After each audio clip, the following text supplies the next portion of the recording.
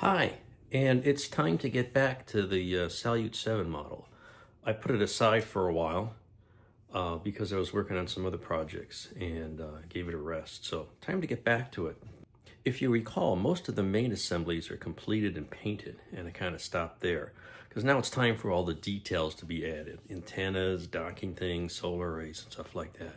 So I've decided to start working on the main TKS module, and you can see the photo here. There's not many good on-orbit photos, but there's several models and mock-ups, but they're all a little different.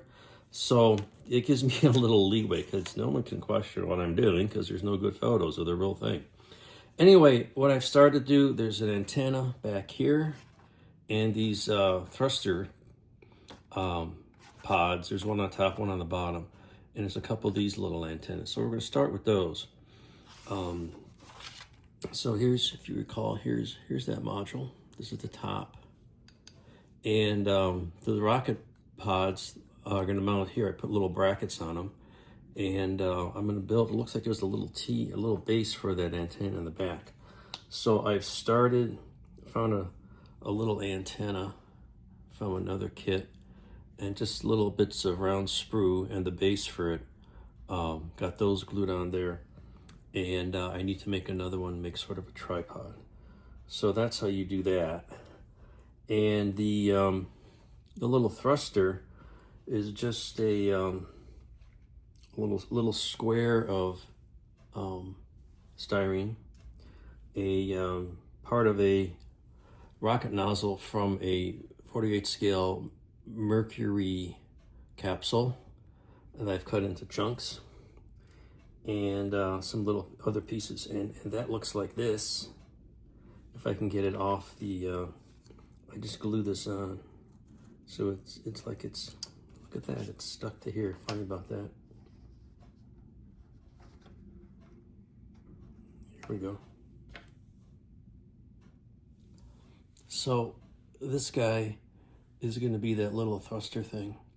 Just put the square, it's got a little hole in it, and then we'll have this little, I don't know what you call it, deflector shield, and a couple little angle pieces. So we'll trim that down, clean that up. So that's how these things go together. Lots of fun, huh? Little tiny pieces. And then I get those, probably gonna do the, there's these thrusters packages on either side. And you can see I've already got a mounting point for them here and here. So it's just a matter of getting tiny little nozzles. And I did this on my mirror model, so kind of have an approach for that. So anyway, fun little stuff. All right, these little thrusters are mostly, well, they are assembled, and I got first coat of paint on them. I got to turn them around, put paint on the other side. And this antenna assembly is put together. It's all just bits of styrene rod and some square pieces. Probably gonna need a little light wash. This module is newer, so the paint's not as faded, but I'll add a little depth to it so it doesn't look quite as toy-like. So that looks pretty good, good start. And then the other thing, there's a bunch of little, these, what you call them, these antennas.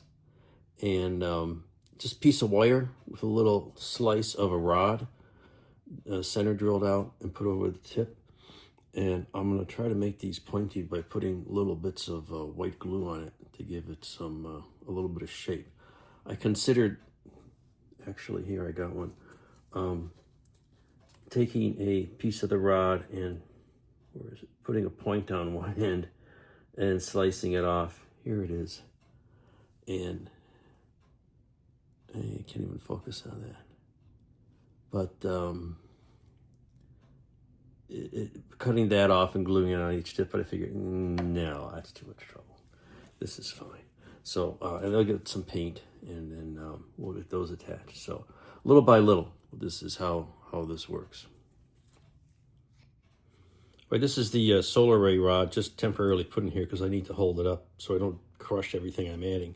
So here we've added the two thruster things on the front. They've been painted and glued on the top. These other little added 2 control thrusters. They're 2 on each side.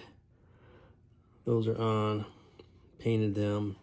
It's just a little chunk of styrene and little tiny pieces of rod. Oh, I got to paint the tips black so they look hollow. I got to do that.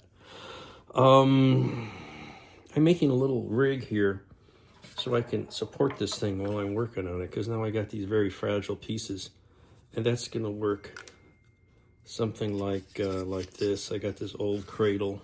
I love foam board, and I think what I can do is that'll go in here, and I made little slots in there. Normally this holds up airplanes. Look at that.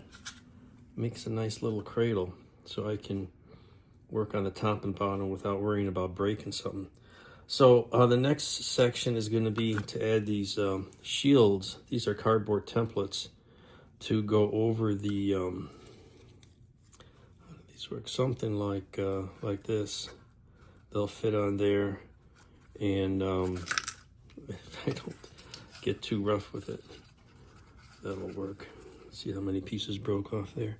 And then there's some smaller ones that are actually solar panels. So that's coming up. Also, here soon the little re-entry vehicle. Let's get this. I can't get that any lower.